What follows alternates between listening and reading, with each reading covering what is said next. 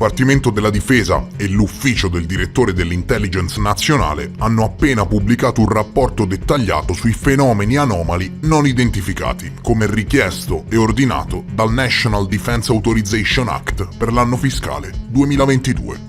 Signori cari, è appena stato pubblicato il terzo rapporto ufficiale sugli UFO da parte del governo americano. Il rapporto offre uno sguardo approfondito ai casi UAP che vanno dal 31 agosto 2022 al 30 aprile 2023, con ulteriori inclusioni di vari rapporti di periodi precedenti tra il 2019 e il 2022 precedentemente non menzionati. Durante il periodo indicato, l'Ufficio per la risoluzione delle anomalie, così si chiama l'ufficio UFO permanente al governo, ha registrato un totale di 291 segnalazioni UAP, signori 291. Di questi, 274 provenivano dal periodo sopra menzionato, mentre 17 provenivano da periodi di riferimento precedenti che non erano stati presentati in precedenza. Il risultato? Molti degli avvistamenti rimangono inspiegabili. Sono a tutti gli effetti, secondo gli analisti della difesa, rapporti di oggetti volanti non identificati.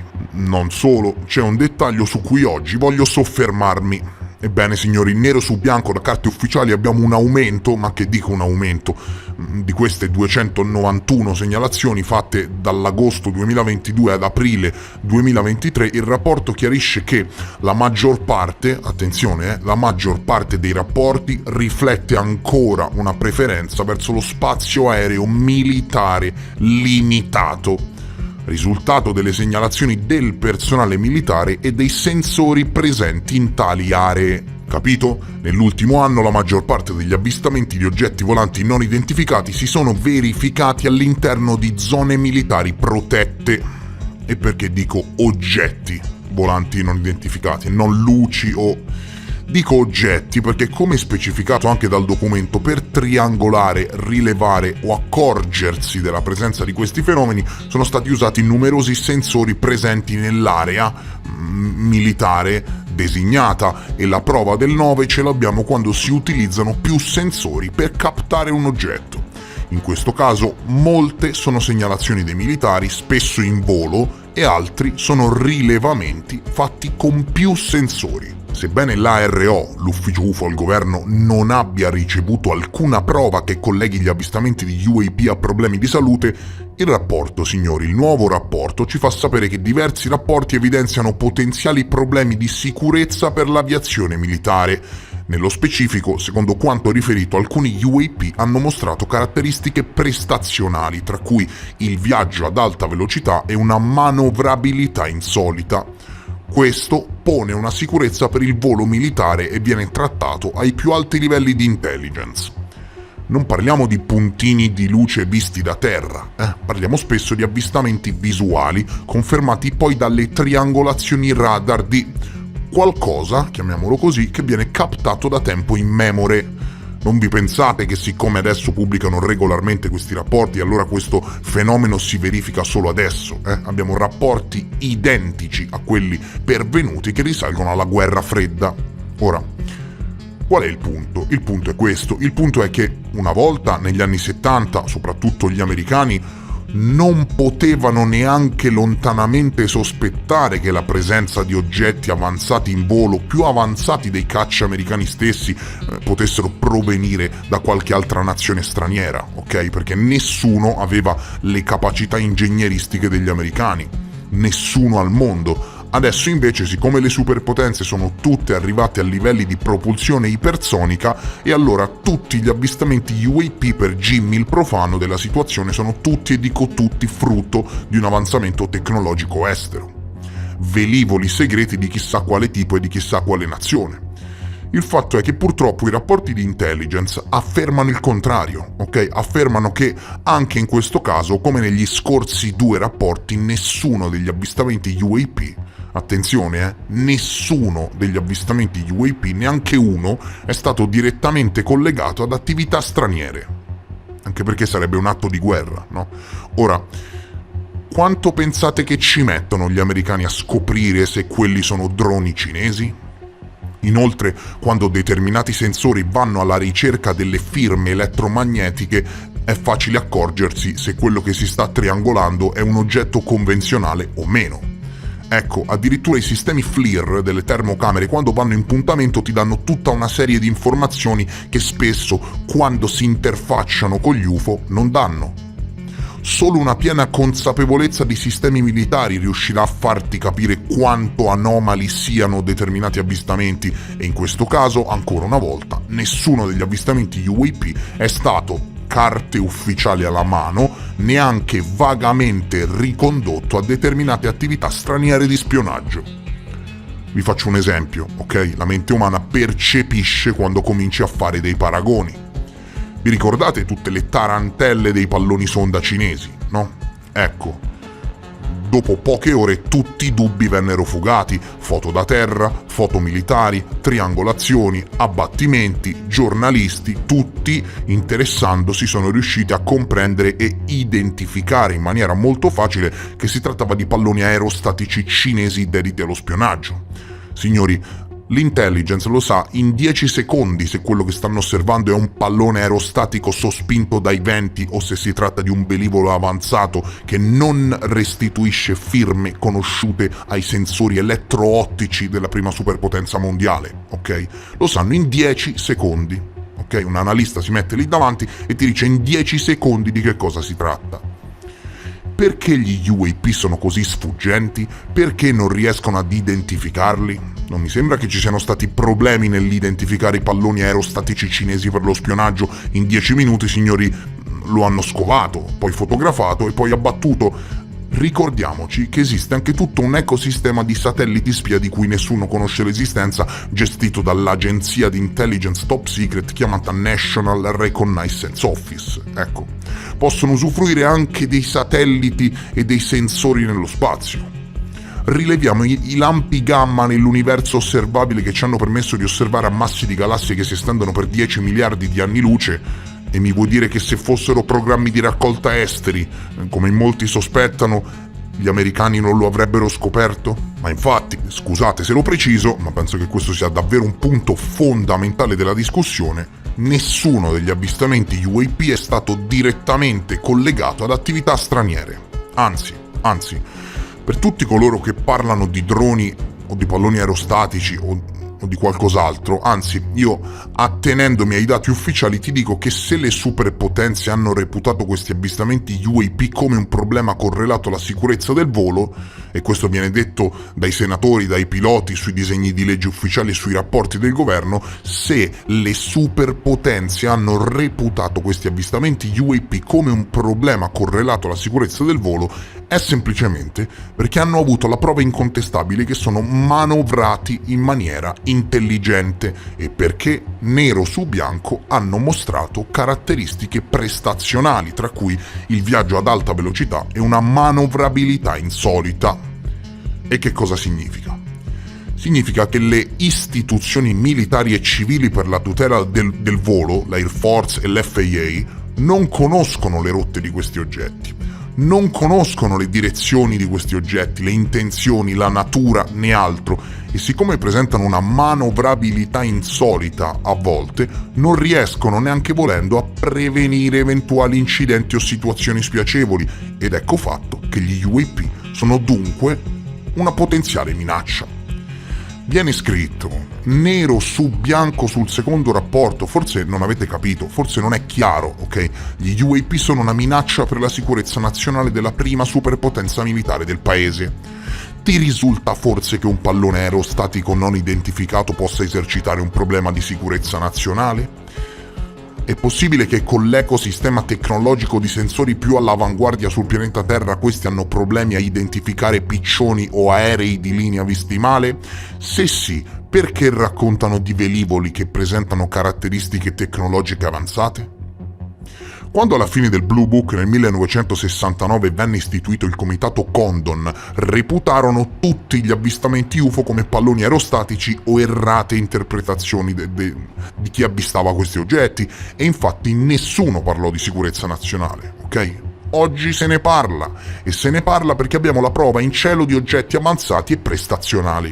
È cambiata la musica, no? Lo sai che in un progetto congiunto con le forze armate del Regno Unito gli Stati Uniti comandano il RAF Flying Deals, che è in grado di captare oggetti grandi come una lattina di Coca-Cola a 5.000 km nello spazio? E mi vuoi dire che se questi oggetti fossero tutti riconoscibili e identificabili non se ne accorgerebbero? Mi vuoi dire che con il programma ATIP del governo dal 2009 al 2017 questi hanno stanziato 22 milioni di dollari, dati ufficiali e alla luce del sole, documenti ufficiali alla mano, 22 milioni di dollari per seguire dei palloni aerostatici e dei piccioni sonda? Ora, questi rapporti portano il più scettico di nuovo sulla Terra. Il fenomeno esiste, non è di natura conosciuta, non vuol dire che sia extraterrestre, può avere varie spiegazioni, però attualmente non è di natura conosciuta, viene studiato, presenta caratteristiche tecnologiche avanzate e si è registrato un aumento nelle zone militari di questi avvistamenti. E per zone militari, per chi non lo sapesse, vi riporto un attimo sulla Terra. Si parla di installazioni militari degli Stati Uniti, ok? Dentro gli Stati Uniti, dove vige una no-fly zone totale per i velivoli non autorizzati. Violare lo spazio aereo equivale ad una violazione della sovranità, ad un atto di guerra. Quindi mi devi dire, chi farebbe una cosa del genere in modo così indiscriminato? Ma direttamente dal nuovo rapporto UFO del governo pubblicato in data 17 ottobre 2023, qualche giorno fa, leggiamo, visto che si tratta di semplici palloni aerostatici o aerei di linea visti male, di fantasie complottiste, ecco, siccome si tratta di fantasie complottiste, vediamo quante istituzioni ha impiegato. Il rapporto è stato preparato dall'ARO e dall'ufficio del direttore dell'Intelligence Nazionale, coordinato dal sottosegretario alla difesa per l'intelligence e la sicurezza. Ha partecipato alla creazione del rapporto l'ufficio dell'assistente segretario alla difesa per la Homeland Defense e per gli affari atmosferici. Ha partecipato alla creazione del rapporto l'ufficio del vice assistente segretario alla difesa per i programmi chimici, biologici e nucleari. L'ufficio del vice assistente segretario alla difesa per le questioni atomiche. Capito? L'ufficio del Consiglio Generale del Dipartimento della Difesa, che include anche il NIM, ossia la commissione che revisiona le questioni economiche di sicurezza e per quanto riguarda le tecnologie emergenti, perché ovviamente devono capire gli UAP e poi farne delle armi. Ha partecipato alla creazione del rapporto il Centro di Sicurezza e di Controspionaggio dell'Ufficio del Direttore dell'Intelligence Nazionale, il Dipartimento dell'Energia e la Nuclear Regulatory Commission. Chiaro? Ha partecipato la National Aeronautics and Space Administration, ossia la NASA. Ha partecipato l'NSA, la National Security Agency, che si occupa infatti di problemi di sicurezza nazionale. Ha partecipato la DEA, la Defense Intelligence Agency. Ha partecipato alla creazione del rapporto la National Geospatial Intelligence Agency, il National Ground Intelligence Center, l'Ufficio dell'Intelligence Navale. Ha partecipato l'FBI alla creazione del rapporto, ha partecipato l'FAA, ossia l'ente governativo che regolamenta i voli civili, ha partecipato la National Oceanographic and Atmospheric Administration, perché ovviamente devono monitorare anche i velivoli transmedium, il laboratorio di ricerca dell'Air Force, il National and Space Intelligence Center, l'Oak Ridge National Laboratory, qui veramente ci sono rimasto male, dove ovviamente si tratta di questioni atomiche. Pensate che Oak Ridge durante il progetto Manhattan era una città chiusa per la proliferazione di armi atomiche, e ora ha partecipato alla creazione del rapporto UFO, ha partecipato l'esercito americano, US Army, ha partecipato la US Navy, il corpo dei Marines, l'Air Force e la Space Force. Ecco fatto, signori. Qui a questo punto, date le forze impiegate e soprattutto, attenzione, dati i vari ruoli di cui si occupano queste forze, non ci sarebbe più da dire altro. Voglio dire, ma mi prendi in giro? Voglio sapere se mi prendi in giro. tutte queste forze messe insieme non solo sanno molto di più di quello che riportano, ma inoltre è risaputo che per ogni rapporto pubblico ne esiste una versione classificata detenuta solo ed esclusivamente dalla comunità di intelligence, quindi di che cosa stiamo parlando? I punti chiave del rapporto sono i seguenti. Non sono programmi di raccolta esteri. Il punto che caratterizza questo rapporto rispetto agli altri è che nei dati emerge un aumento di avvistamenti nei pressi delle installazioni militari e viene delineata una mappa, 2 mappe in realtà, dove dati ufficiali alla mano si elaborano dei grafici, ok? La maggior parte degli avvistamenti non riescono a riportare una forma ben precisa e invece la percentuale più alta di quelle che ne riportano la forma di una sfera, ok? Il 21% degli avvistamenti presenta oggetti con delle luci e il 79% presenta oggetti lisci senza luci. Non ci sono impatti fisiologici sui dati analizzati e quindi i piloti che hanno avvistato gli UAP non hanno presentato malattie in seguito, né malessere, né scompensi psicologici, né altro.